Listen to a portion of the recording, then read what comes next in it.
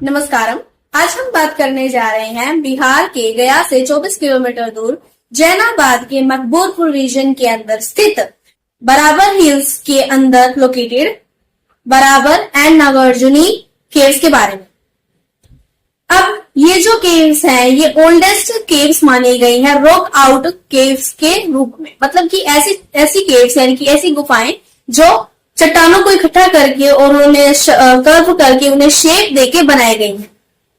So let's dig into the video for more details. तो अगर हम इन दोनों गुफाओं यानी कि बराबर गुफा और जो नागार्जुनी गुफा है इनकी हिस्ट्री देखें, इनका इतिहास देखें, तो हमें इनका जो रिलेशन है वो मौर्य एम्पायर से देखने को मिलता है। अब ऐसे में क्या हुआ था, थर्ड सेंचुरी के अंदर जो मौर्य एम्पायर था उसके रूलर हुआ करते थे रूलर अशोका। तो अशोका जो थे वो बुद्धिज्म को फॉलो किया करते थे। ऐसे में उन्होंने 2 मिलियन ईयर्स एगो यानी कि 2 मिलियन साल पहले जो है इन केव्स की कर्विंग आउट करवाई थी। इन केव्स को जो है बनवाया था, कंस्ट्रक्ट करवाया था। चूंकि वो बुद्धिस्ट थे और बुद्धिज्म को फॉलो किया करते थे तो उन्होंने इन केव्स को जो है मोंक्स को डोनेट कर दिया, बुद्धिस्ट मोंक्स को डोनेट कर दिया फॉर द आजीविका एस्थेटिक्स। अब आजीविका एस्थेटिक्स का क्या मतलब होता है? आजीविका एस्थेटिक्स का मतलब ये होता है कि जब भी कोई मोंक चाहे कि हमें हमारा जीवन यापन करना है थोड़े समय के लिए, राहगीरी बनते हुए जब भी वह किसी जगह पहुंचते थे तो उन्हें इन गुफाओं में बैठा दिया जाया करता था। मतलब उन्हें एक तरीके से एक स्थान मिल जाता था रहने के लिए कि हम जो है अपना जीवन यापन कर सकते हैं कुछ समय के। इससे पहले कि हम अपनी आगे की यात्रा जो है कंटिन्यू करें, इसलिए इन गुफाओं का कंस्ट्रक्शन किया गया। अब ऐसे में बराबर केव्स जो है यानी कि बराबर गुफाएं जो हैं उनके अंदर 4 प्रोमिनेंट गुफाएं हैं। अब ऐसे में जो सुदामा गुफा है उसको निगोरा केव्स भी कहा जाता है यानी कि निगोरा गुफाएं भी। करण गुफाएं यानी कि करण केव जो उन्हें सुप्रियक्षा केव्स, सुप्रियक्षा गुफाएं भी कहा जाता है। अब बाद की जो 2 गुफाएं हैं वो है लामाओस ऋषि गुफा और एक है विश्वकर्मा गुफा। अब नागार्जुनी केव्स जो है उनमें भी 3 प्रोमिनेंट केव्स हैं। वो है वदाटिका कुभा, गोपिका कुभा और थर्ड वन है वापिया का कुभा।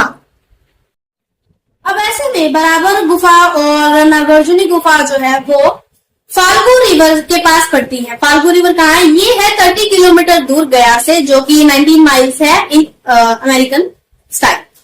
और ये है अजंता गुफाओं से 1500 किलोमीटर दूर है, that is 930 miles away.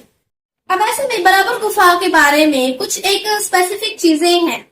First of all ये जो है ग्रेनाइट के बनी हुई है, that is the hardest rock. Okay. Secondly इनका इंटीरियर इतना ज्यादा पॉलिश्ड किया गया है कि यहाँ पर इको साउंड जो है निकल के आती है, जो कि बहुत ही मतलब रेयर है सुनने के लिए। थर्डली इसके अंदर जो हमें स्कल्पचर देखने को मिलता है वो सॉफ्ट सैंडस्टोन से बनाया गया है। अब अगर आगे की बात करें कि यहाँ का जो है कंस्ट्रक्शन कैसा हुआ है, अंदर की प्लानिंग कैसी है, तो यहाँ पर 2 चैम्बर्स देखने को मिलेंगे हर एक केव में एंड इंक्लूजन जो है एक बिग होल देखने को मिलेगा। कुछ एक छोटे चैम्बर्स भी देखने को मिलेंगे जिन्हें हम कह सकते हैं कि रसोई या फिर स्टोर हाउस ये सब होंगे।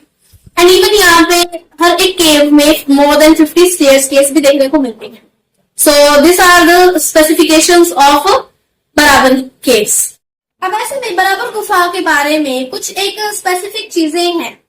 फर्स्ट ऑफ ऑल ये जो है ग्रेनाइट के बनी हुई है, that is the hardest rock. Okay. Secondly इनका इंटीरियर इतना ज्यादा पॉलिश्ड किया गया है कि यहाँ पर इको साउंड जो है निकल के आती है, जो कि बहुत ही मतलब रेयर है सुनने के लिए।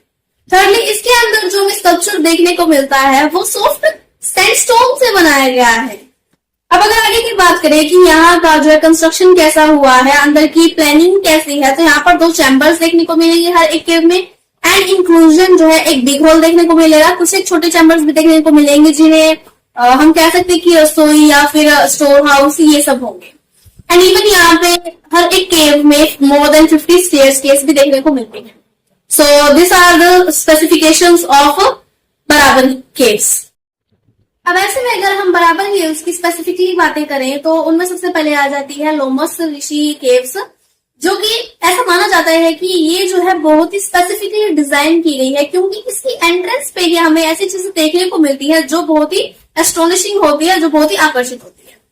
फर्स्ट ऑफ ऑल जो है हमें यहाँ पर एक आर्ट शेप्ड एंट्रेंस देखने को मिलती है। आर्ट शेप यानी कि as a semi circle art जो होती है उसकी शेप में हमें देखने को मिलती है। एंड इंक्लूजन वहां पर एक स्वास्तिक बना हुआ है उसके एंट्रेंस पे, जो कि एक इन्वर्टेड है, जो कि उल्टा किया हुआ है। एंड इवन उस पे एक एरो भी है, एरो भी बना हुआ है, जो कि ये दर्शाता है कि इन केव्स का जो कंस्ट्रक्शन है वो मौर्य एम्पायर के दौरान किया गया था। सिर्फ यही नहीं, इन केव्स का जो कर्विंग आउट है उसकी एंट्रेंस पे ये चीज भी हमें देखने को मिलती है कि इन केव्स का किस तरीके से बुद्धिज्म से रिलेशन है, बुद्धिस्ट रिलीजन से रिलेशन है। इवन यहाँ पर जो हमें स्क्रिप्ट देखने को मिली है, जो दीवारों पे लिखी गई है, कर्व आउट की गई है, उसमें हमें ये पता चलता है कि इनकी जो राइटिंग है वो ब्रह्मी स्क्रिप्ट में है, ब्रह्मी लैंग्वेज जो है उसमें यूज की गई है। अब आगे एक क्वेश्चन आ जाता है कि इन गुफाओं का यानी कि बराबर गुफा और जो नागार्जुनी गुफा है इनका इस्तेमाल कौन किया करते थे? क्या सच में यहाँ पे monks आया करते थे? तो देन यस, यहाँ पर monks आया करते थे और रहा भी करते थे। तो ऐसे में एस्थेटिक जो आजीविका सेक्ट से संबंध रखते थे, उससे रिलेशन रखते थे, वो लोग आते थे यहाँ पे। एंड इवन जो आजीविका सेक्ट थी उसके जो फाउंडर है वो थे मकाली गोसाला। ये एक कॉन्टेम्पररी थे, मतलब उनके एक शिष्य कह सकते हैं हम, गौतम बुद्ध के जो शिष्य कह सकते हैं हम, जो जिन्होंने बुद्धिज्म फाउंड किया था उनके शिष्य कह सकते हैं। इवन ये जो है महावीर के भी कॉन्टेम्पररी माने गए हैं। And Mahavir was the last and 24th तीर्थंकर ऑफ जैनिज्म।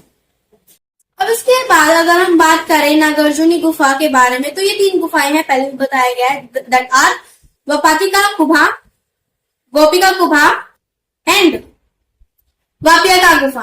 अब ये जो है बहुत ही इंपॉर्टेंट आर्कियोलॉजिकल साइट है, क्योंकि यहाँ पर ऐसे ऐसे स्कल्पचर्स देखने को मिले हैं, ऐसी ऐसी चीजें देखने को मिली हैं जो बहुत ही मतलब फैसिनेट करती है लोगों को। और इवन ये चीज पता जाती है कि किस तरीके से बुद्धिज्म से रिलेशन रखते हैं, क्योंकि जो मोक्ष आते थे वो कई बार अपनी चीजें छोड़ दिया।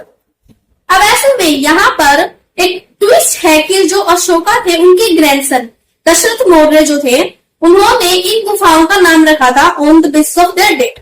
अब ऐसे में वापिया, गोपी और जो वदाकी है, ये उस टाइम की यानी कि जो मौर्य एम्पायर था उस एम्पायर के अंदर जो लैंग्वेज बोली जाती थी उन लैंग्वेजेस के अंदर जो है डेट थी, ये उनके बेसिस पर उन्होंने ये इन गुफाओं का नाम रखा था।